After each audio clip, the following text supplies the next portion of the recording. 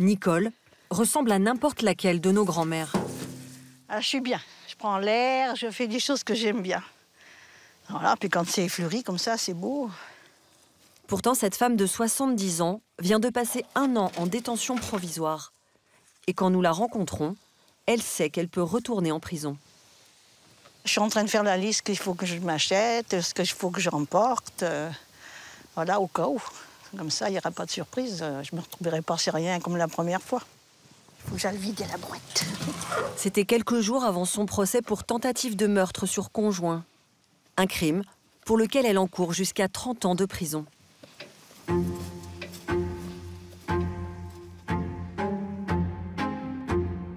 Après 50 années d'un amour paisible, vous imaginiez que votre femme s'en prenne à vous un jour? Non. Alors, avec mon couteau à la main. Une affaire qui ne ressemble à aucune autre. Et moi, je me vois juste ma main comme ça. Et puis, ses yeux. Pour la première fois depuis cette nuit tragique, Nicole et Bernard vont se revoir début décembre, au tribunal. Une issue inimaginable, il y a encore quelques années.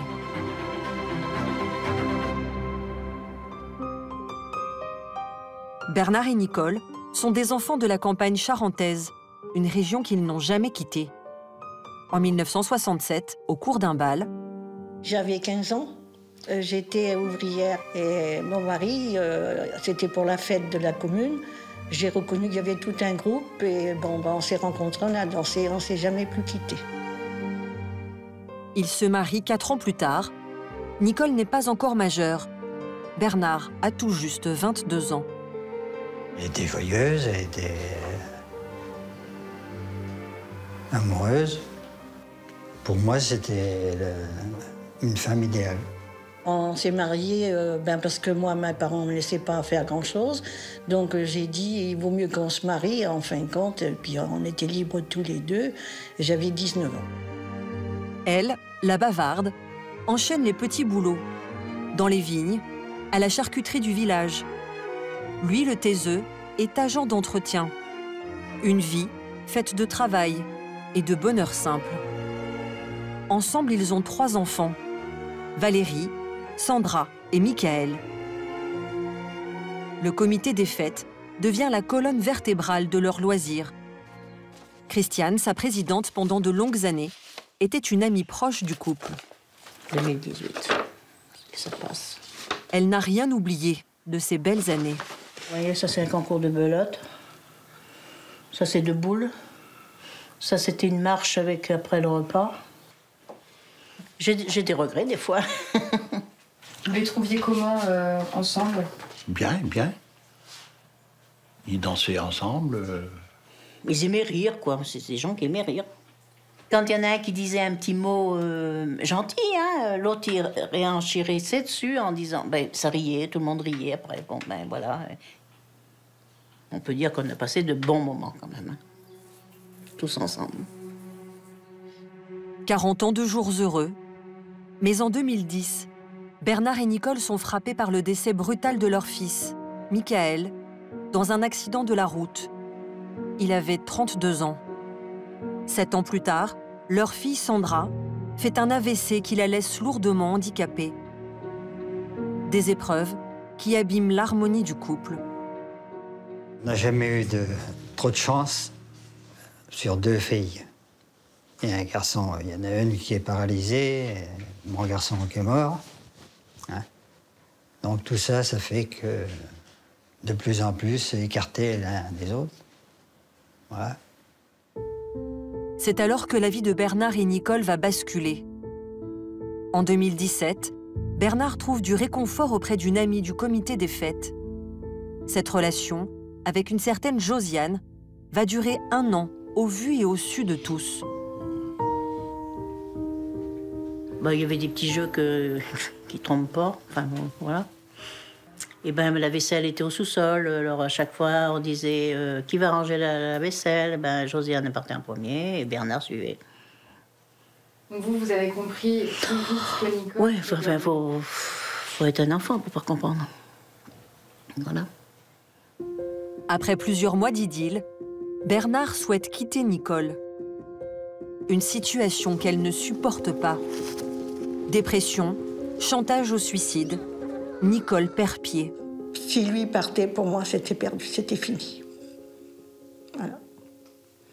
Moi, sans lui, la vie ne valait pas le coup, je me retrouvais toute seule. Ça, elle l'avait dit, qu'elle voulait se suicider si je partais.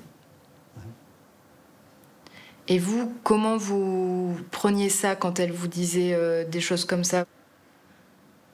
Bah, que je voulais pas en arriver là, c'est... Voilà.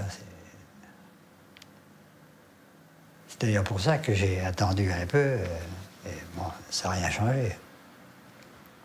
Ce sont ces menaces-là qui vous ont fait reculer votre départ de la maison? Ah oui, oui, ça... Bernard finit par faire ses valises et part une semaine en Dordogne avec sa maîtresse. Le soir de son retour, le 6 mars 2018, il annonce à Nicole vouloir partir définitivement dès le lendemain. Dans la nuit, après un ultime rapport sexuel, Nicole le poignarde et tente de se suicider. J'ai fait une grosse bêtise, je ne sais pas pourquoi j'ai fait, comment j'ai fait. Voilà, c'est pour moi, c'est incompréhensible. Mais bon, j'ai vraiment fait. Une grosse bêtise pour elle, un crime aux yeux de la justice, qui devra juger si Nicole, contrairement à ce qu'elle affirme, a réellement eu l'intention de tuer Bernard.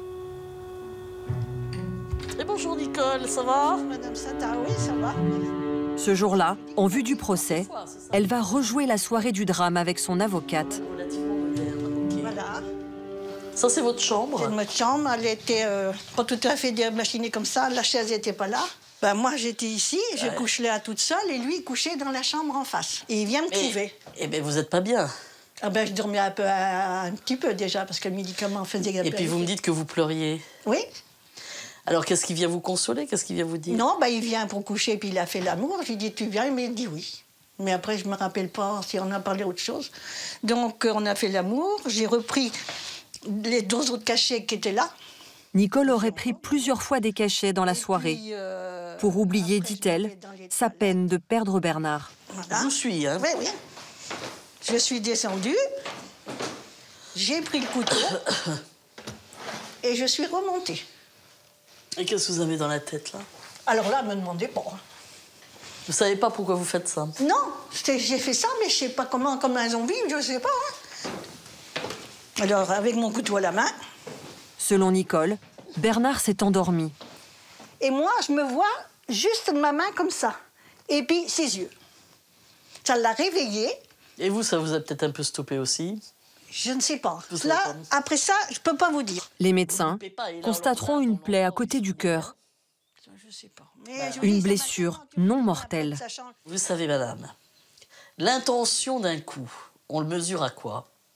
À la force que vous allez mettre Ouais, mais- et à la conviction que vous allez mettre dans Ouais, le coup que mais- vous allez porter. Si vous aviez vraiment eu l'intention de le tuer, madame, vu le peu de recul dans cette pièce, vous ne l'auriez pas loupé. Oui, puis j'étais peut-être pas... Comme avec les médicaments... Non, mais j'étais même, peut-être- même. Bon, ça c'est vrai. Et il était là, lui, Aujourd'hui, dans ce sens-là. Bernard lui aussi dit avoir des souvenirs confus. Comme ça. Et moi, je le tenais comme Il ça. se rappelle Voilà. simplement Et avoir fui chez leur fille j'étais Valérie, derrière lui, là. le Donc, couteau il est à la main. sorti, il est venu là, il a ouvert la porte de chez Sandra.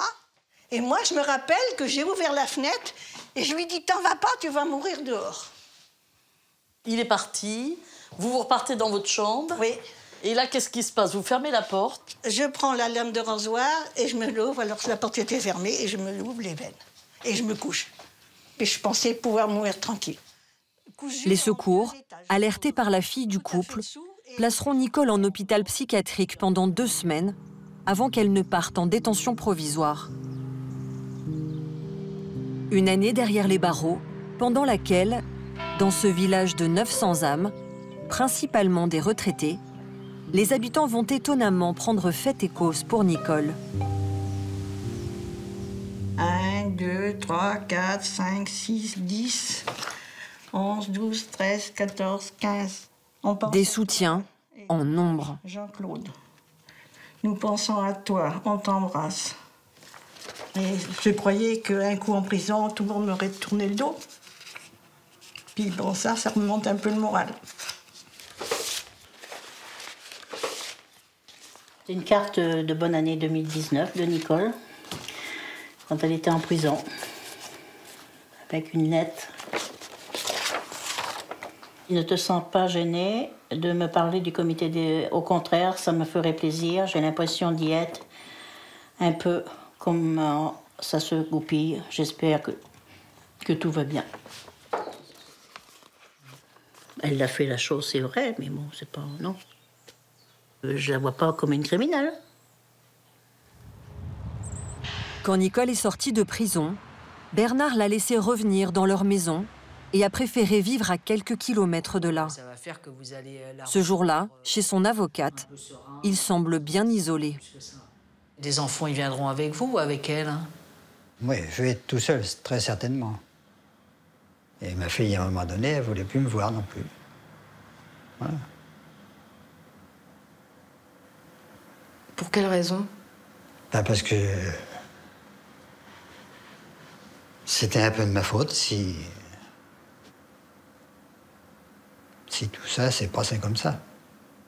Vous avez le sentiment qu'on vous a fait porter un peu le chapeau du drame qui s'est joué cette nuit-là? Ben c'est un peu vrai.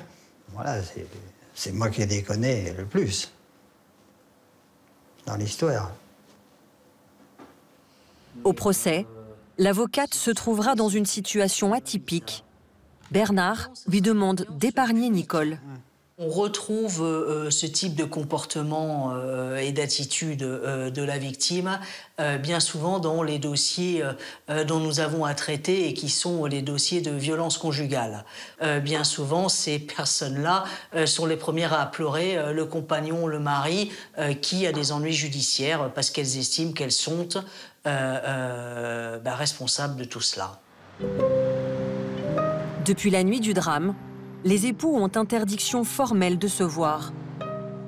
L'avocate de Nicole tente de préparer au mieux leur retrouvaille au tribunal. Oui, la date approche. La date approche, oui. Je pense que ça va pas être simple pour vous de revoir votre conjoint, parce que ça fait longtemps que vous ne l'avez pas vu. Comment vous appréhendez les choses? Je sais que ça va arriver et ça m'angoisse, voilà, c'est tout. Ouais. Comme je ne sais pas du tout comment ça va se passer, je ne sais pas tout ça, donc je préfère pas penser parce que... Mais il va falloir quand même y réfléchir parce qu'il faut s'y préparer. Il y a des choses émotionnelles. Nicole jure aujourd'hui regretter son geste. Elle promet qu'elle n'a qu'un seul objectif, retrouver son mari, sans qui elle se dit incapable de vivre. Je l'aime tout le temps. Moi, il me manque. C'est pour ça aussi que je voudrais que ce procès pour savoir si j'ai une chance, si je vais en prison, ou si j'ai la chance qu'il me revienne un jour, je ne sais pas. Tout ça, ça dépend de lui, c'est pas moi. Moi, j'ai des sentiments pour lui. Est-ce que là, j'ai pas demandé s'il avait des sentiments encore pour moi, hein. Aujourd'hui, Bernard, lui, vit toujours avec son amie Josiane, rencontrée au comité des fêtes. Qu'est-ce qu'on peut vous souhaiter? Pourtant, Que je retrouve ma femme. Voilà.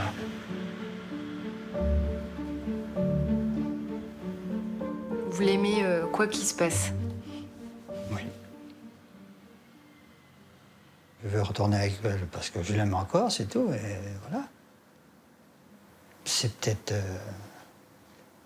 pas normal, mais c'est comme ça. Je suis quelqu'un de pas banal. le 9 décembre, Nicole et Bernard se sont revus pour la première fois depuis le drame devant la cour d'assises de Charente-Maritime. Bernard a répété qu'il voulait revivre avec Nicole et a demandé à la cour de la laisser libre. Il n'a pas été entendu. Nicole a été condamnée à 8 ans de prison et renvoyée le soir même derrière les barreaux.